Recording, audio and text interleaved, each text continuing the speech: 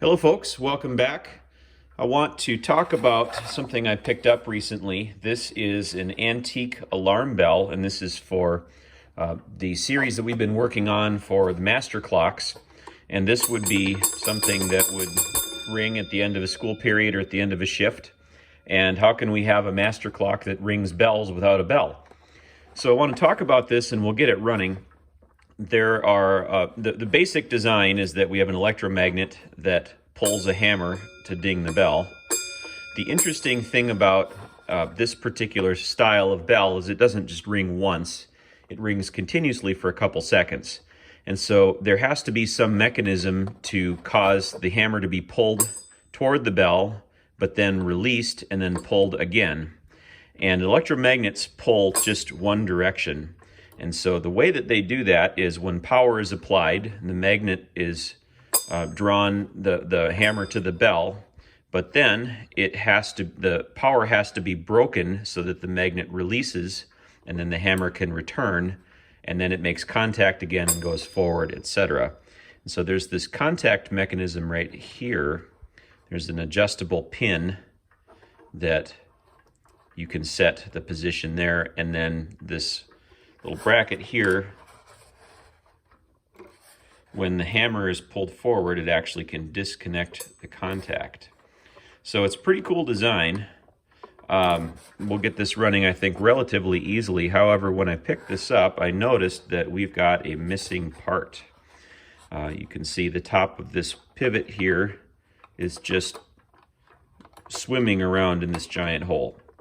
So we're going to go over to the lathe and we're going to make a bushing that will make this size something reasonable, and we'll check the rest of the mechanism over and try to get it running.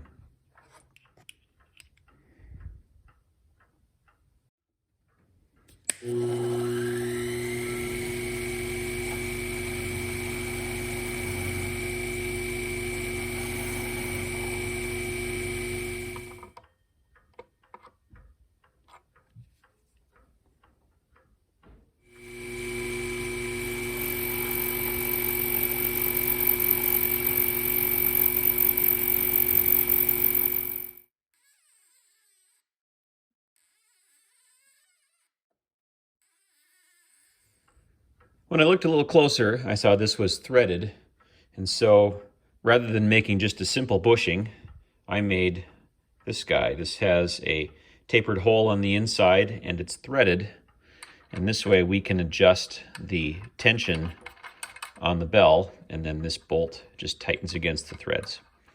I've done a little bit of cleaning up of the ringer. This says Faraday on it, high power. So I'm going to just do a little bit more cleaning up of this, and then we'll get this mounted back in, and we'll see how this fits. I've not done any electrical testing yet to see if we've got continuity, but I'm hopeful that this will work without too much effort.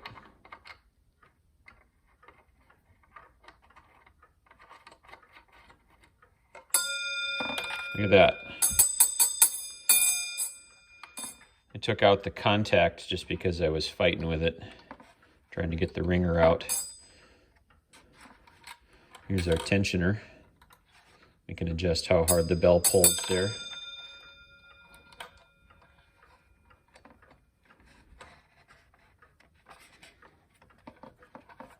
I think I'm going to get this in at the same time.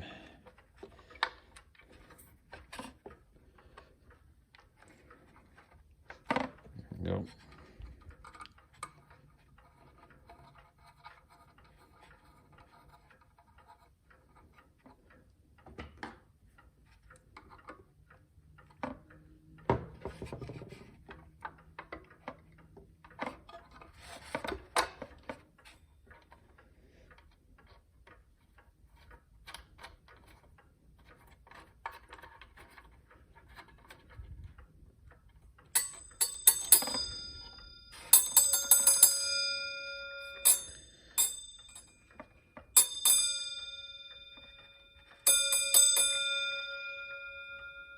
I have this reassembled.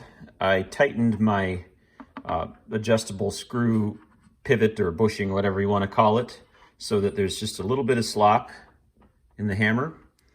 And I got the contact back in, and I've got some minimal tension. The angle is good. This wants to hit the bell. So let's give it a try. I mentioned in another video, the power supply that I made as a teenager. This is a DC power supply. This is a DC bell. So we're going to turn it on and see what happens. I've got, this is my voltmeter, so we've got about 12 or 14 volts there. I was told when I bought this was a 12 volt bell. So we're going to see what happens when I push this cool button. Okay. So we're getting a little action. You can see some arcing as it wants to move, and we did get a ding out of it here and there. I think we might need a little more power. So I get about 15 volts out of each side of this. If I add both sides together, I can go as high as about 30 at a limited current supply. So I think we're going to go ahead and add on some more voltage here by moving that over and turning the other half of the supply on. See if this helps us.